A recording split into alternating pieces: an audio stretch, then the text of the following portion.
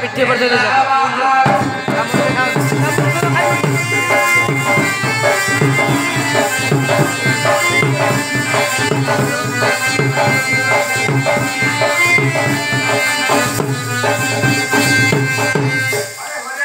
अरे तते तो कोन ग्राम रे देखा नाही आगे मु कोन ग्राम रे अछि की आ कोन रो सतली गतरी स्त्री दोना अरे तते तो सेठी भलो पैसा मिलथिबो हां जालु तो खंडे टंका देखा